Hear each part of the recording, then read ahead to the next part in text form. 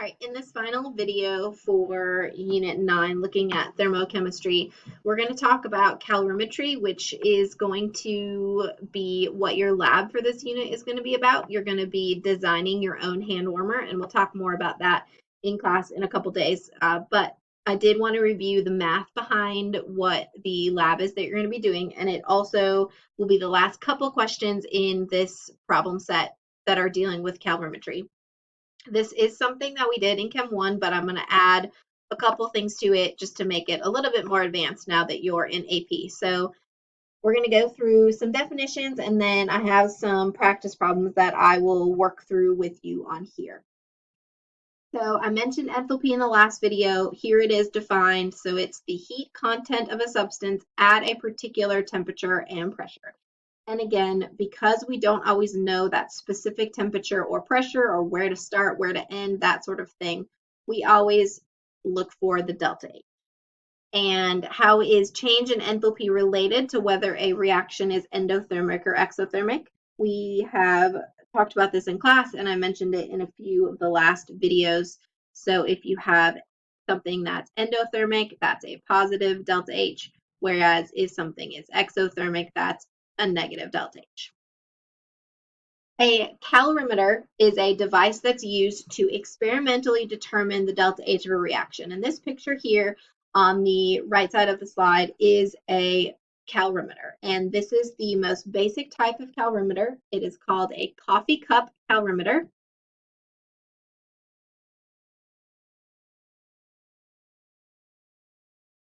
And it is appropriately named for the fact that it is constructed by using two styrofoam coffee cups. Now, this is not something that science teachers, high school science teachers with limited budget came up with. It is, in fact, a true device that's used, a coffee cup calorimeter.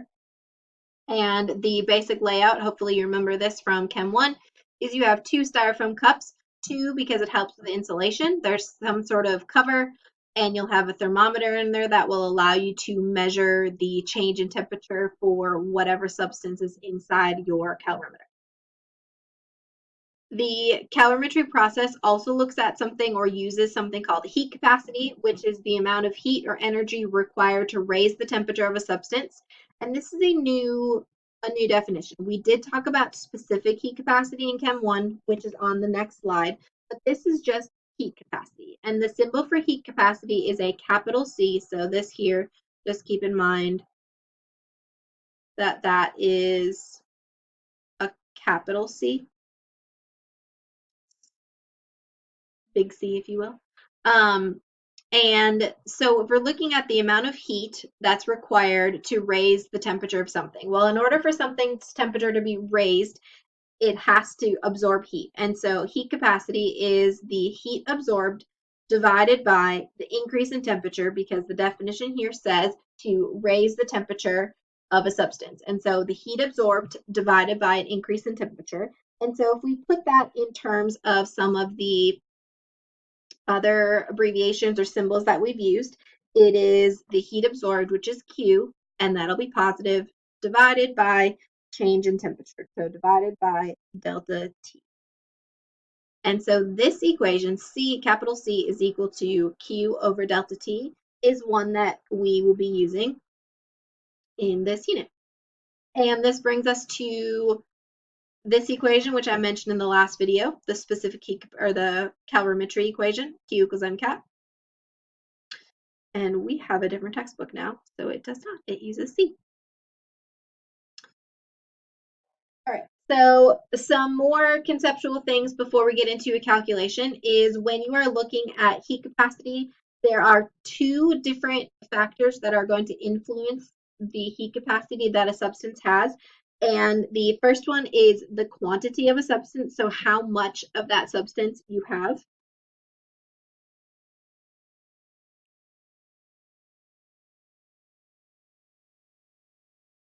And the second thing is going to be the identity of the substance. So every single substance has its own unique heat capacity. And so even if you have two substances with the same amount, they're going to have different heat capacities because they are different substances.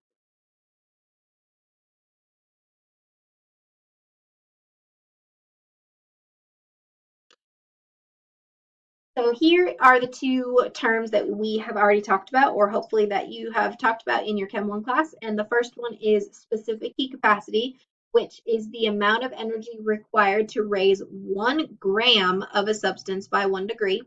And we've already talked about that the heat capacity of water is something that you should know and memorize. The other definition on here is molar heat capacity. So molar heat capacity is the amount of energy required to raise 1 mole of a substance, 1 degree. And so there is a very slight difference between those two. And so it's important to look at your heat capacity, your specific heat capacity or molar heat capacity unit. And that unit will dictate whether you want to use the specific heat capacity or the molar heat capacity. And that's just something that requires you to just read carefully when you're looking at. Next, what is the significance in the difference between the heat capacity, the specific heat capacity of water and those of metals? Well, if you look at a chart, and there's several of them in your textbook, the heat capacity of water, the specific heat capacity of water is going to be much larger than that of metal. So for example, if we look at aluminum, because I know that one off the top of my head, the specific heat capacity of water, as I just mentioned, is 4.184 joules per grams degrees Celsius. And the heat capacity for aluminum is actually 0.89 joules per grams degrees Celsius. So that's a significant difference. And what that means is that it requires less energy to increase the temperature of a metal than it does of water, which is kind of a weird thing for us to think about, but it just goes to show the unique aspects of water. The final question on this slide will help you write an error analysis when you do your specific heat capacity or your calorimetry lab. And so whenever we are looking at a simple calorimetry, a simple coffee cup calorimeter experiment, there are some assumptions that we're going to make in order to make our lives a little bit easier, or at least the calculations. And so some of the assumptions that we are going to make, and again, use these in your error analysis, but remember, if you mention any of these, you're going to need to talk about how these things affected your results. But here are the assumptions that we're going to make. So we assume that we are at a constant pressure. We assume that we have a constant mass. So the mass of the substance doesn't change at all. We are going to assume that we are using pure water.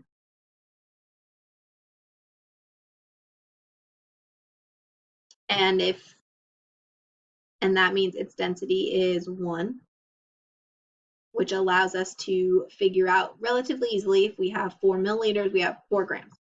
And the final assumption that we are going to make is that the calorimeter doesn't absorb or leak any heat.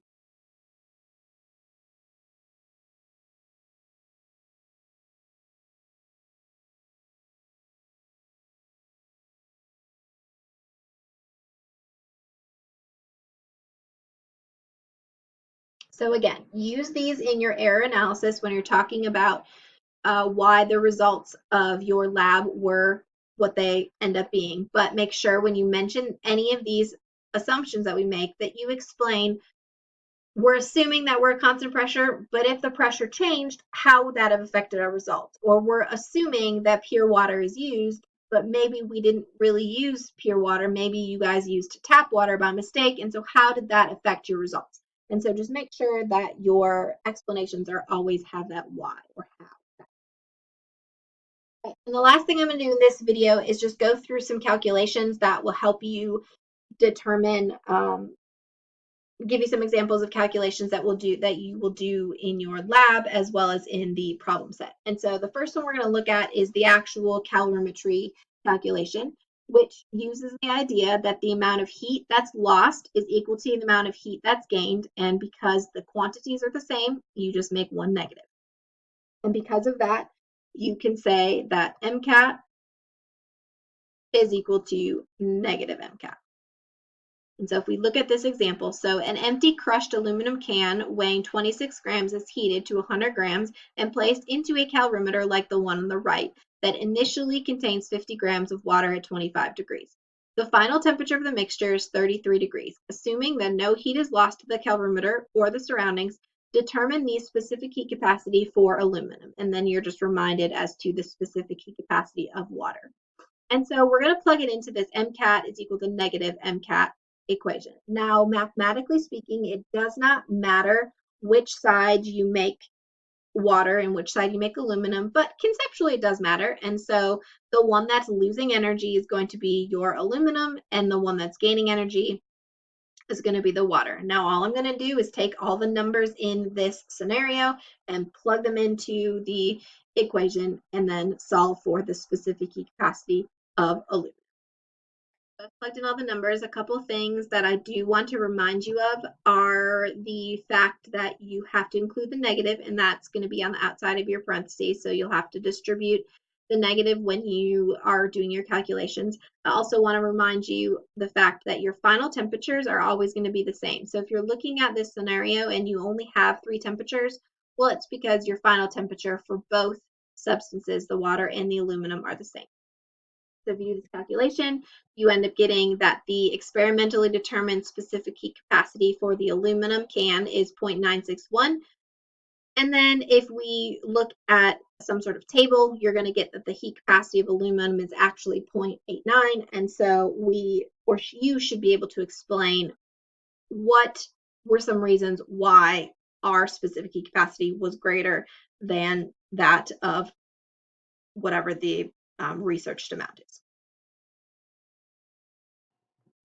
All right, so I'm going to go through and do this problem, and I'm going to encourage you to pause the video and see if you could try it on your own before you look at my solution. But this question is another MCAT equals negative MCAT question, and the difference between this one and what the last one is it's giving you the molar heat capacity. And so it's important to make sure, as I mentioned, to look at the unit for the heat capacity. Because you're given molar heat capacity, the mass of aluminum is not going to be helpful. And so before you can plug in any numbers, you're going to have to take this grams of aluminum and do some stoichiometry and convert it into moles before you plug it into your equation. And so I'm going to encourage you to pause the video and see if you can solve this question before I go on and solve it in the video. All right, so here's my equation, and I just fused the numbers in the question, and I do want to bring up one thing relating to units. And so if you look at the left side of the equation, I just mentioned this, so you have moles here, and I'm multiplying it by joules over moles degrees Celsius. And so our moles end up canceling, and you're left with just joules over degrees Celsius. But then if you look at this side, you'll notice that I used joules per grams degrees Celsius. So I used the specific heat capacity of water on this side rather than the molar heat capacity. And the reason that I did that is because the question asks you to find the mass of water.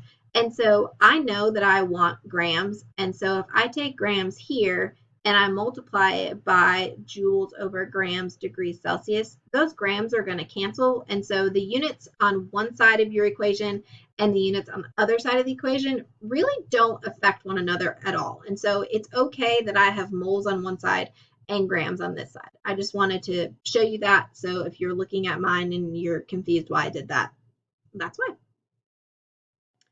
So after some basic algebra, the final answer to the question, the mass of water in the calorimeter, is 242 grams.